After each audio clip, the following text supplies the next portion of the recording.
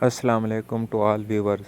आज की वीडियो में डाउनलेस 1.5 टन इन्वर्टर एसी जिसका मॉडल नंबर एलिगेंस प्रो 30 है की मुकम्मल टेस्टिंग करेंगे और देखेंगे कि इसका जनरेटर मोड क्या है और ये जनरेटर मोड कैसे काम करता है और क्या वाकई जनरेटर मोड पर एसी सिर्फ 3 एम्पेयर लेता है और क्या हम इसको 550 वाली 2 सोलर प्लेटों पर सारा दिन चला सकते हैं।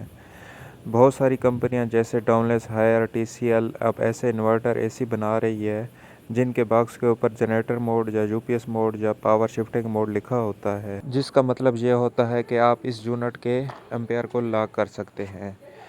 अब बात करते हैं कि ये एम्पेयर लॉक या जनरेटर मोड क्या है। आम इन्वर्टर एसी अपने एम्पेयर सिर्फ उस वक्त कम करता है जब रूम का टेम्परेचर आपकी सेटिंग वैल्यू पर पहुंच जाता है। यानी अगर आपने रूम का टेम्परेचर 25 डिग्री सेट किया हुआ है तो सादा इन्वर्टर एसी जब तक आपके रूम का टेम्परेचर 25 डिग्री के करीब तक नहीं पहुंचेगा तब तक वो फुल एम्पेयर लेता रहेगा। लेकिन जनरेटर मोड में अगर आपने एसी को चलाया हुआ है तो आपके रूम का टेम्परेचर जो मर्ज़ी हो, तो जनरेटर मोड में जो है एसी की जो करंट की वैल्यू होगी वो कांस्टेंट ही रहेगी, वो ना बढ़ेगी ना कम होगी। जनरेटर मोड में 3 कैटेगरी होती हैं। पहली L3, दूसरी L2, तीसरी L1। अगर जनरेटर मोड को ऑफ़ करना हो तो ऑफ़ भी कर सकते हैं। L3 में जनरेटर मोड में एसी 7 एम्पेयर लेगा, यानी ये फुल एम्पेयर पर ही चलेगा। L2 पे अगर चलाएंगे तो ये 5 एम्पेयर लेगा। L1 जो है ये सबसे अहम होता है, इसमें जो है 3 एम्पेयर पर आप एसी को चला सकते हैं। 3 एम्पेयर का मतलब होता है तकरीबन ये जो है 600 वाट जो है आपकी पावर लेगा। तो इसका मतलब ये है अगर आपने घर में 1 किलोवाट का सोलर सिस्टम लगाया हुआ है तो ये जो है 1 किलोवाट वाले सोलर सिस्टम पर आसानी से आप इस एसी को सारा दिन चला सकते हैं। अब बात करते हैं इस इन्वर्टर एसी की स्पेसिफिकेशन की। रेटेड कूलिंग करंट लिखा हुआ है 6.50 एम्पेयर। इसका मतलब है ये जो कूलिंग मोड में अगर इसको चलाते हैं तो इसके मैक्सिमम एम्पेयर 6.50 तक ही जाएंगे। इसी तरह अगर हीटिंग मोड में यानी सर्दियों में अगर हीटिंग मोड में चलाते हैं तो मैक्सिमम ये 5.9 एम्पेयर तक जो हैं जाएंगे। रेटेड कूलिंग इनपुट यानी जब कूलिंग मोड में एसी को चलाते हैं तो ये मैक्सिमम कितनी पावर कंजप्शन करता है, तो वो 1465 वाट लिखी हुई है। इसी तरह रेटिंग हीटिंग इनपुट यानी जब हीटिंग मोड में इसको चलाते हैं तो ये 1319 वाट जो है ये कंज्यूम करता है। दोस्तों, करंट को चेक करने से पहले मैं इसके वोल्टेज चेक कर लेता हूँ कि इनपुट पर वापडा के कितने वोल्टेज आ रहे हैं। इस टाइम वापडा के 223 वोल्ट हैं। क्लैम्प मीटर से करंट की पैमाइश करने के लिए मुझे 729 की तार के 2 छोटे पीस चाहिए होंगे ताकि क्लैम्प मीटर इसमें से गुजार सकूं। मैं जो है ये कनेक्शन करके फिर आप लोगों को दिखाता हूँ। फाइनली मैंने 729 की तार को पावर प्लग और एसी के प्लग के साथ आरजी कनेक्शन इस तरह कर दिया है और क्लैम्प मीटर को भी साथ लगा दिया है। अब मैं जो है एसी को कूलिंग मोड में ऑन करने लगा हूँ।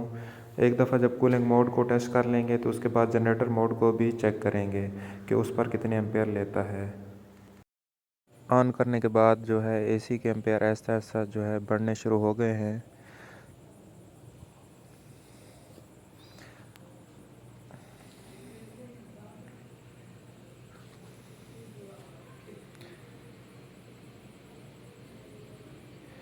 ये एम्पेयर जो है ऐसा ऐसा बढ़ेंगे।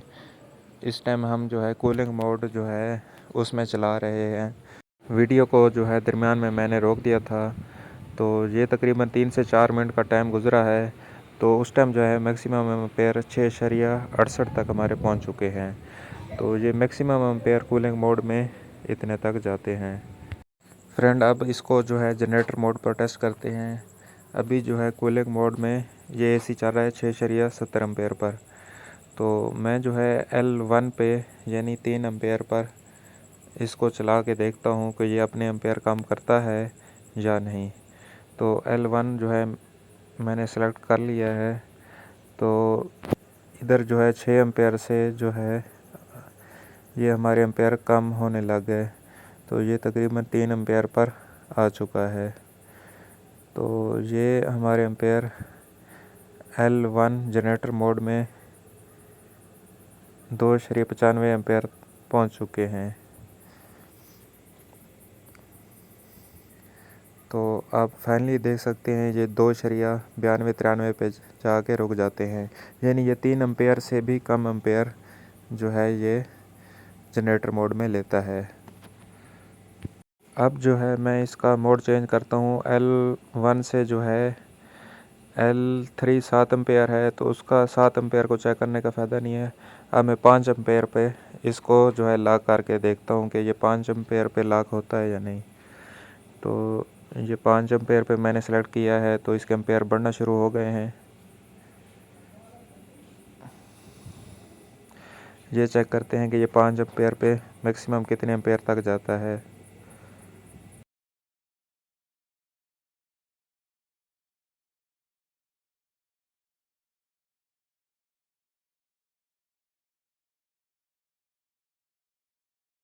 तो ये फाइनली ये 4 हमारे 68 एम्पेयर पे रुक चुका है। तो जनरेटर मोड का ये फ़ायदा है कि आप 3 एम्पेयर या 5 एम्पेयर जितना आपकी सोलर की जनरेशन है उस हिसाब से आप इसको लॉक करके सारा दिन जो है एसी को सोलर पर चला सकते हैं। लेकिन इसका एक छोटा सा ड्रॉबैक भी है, यानी जब आप 3 एम्पेयर पे जनरेटर मोड में एसी को चलाते हैं तो आपकी कूलिंग जो है वो भी थोड़ी कम हो जाती है। यानी जब 7 एम्पेयर पे एसी चल रहा होता है तो उस टाइम ज़ाहिर बात है ये कूलिंग ज़्यादा करेगा। जब आप 3 एम्पेयर पे इसको ला करके चलाएंगे तो उसकी कूलिंग भी थोड़ी कम होगी। लेकिन उसका ये बड़ा फ़ायदा ये है कि आप उसको सोलर पर जो है सारा दिन चला सकते हैं। फ्रेंड, आप में से जो नया एसी ख़रीदने के बारे में सोच रहे हैं उनके लिए यही मशवरा है कि एसी चाहे जिस कंपनी का भी ख़रीदें, लेकिन उसके अंदर ये जनरेटर मोड वाला फंक्शन लाजमी हो, ताकि इसको कम सोलर प्लेटों पर भी आसानी से चलाया जा सके। दोस्तों, अगर वीडियो पसंद आई है तो लाइक कर दें और मेरे चैनल को सब्सक्राइब कर दें।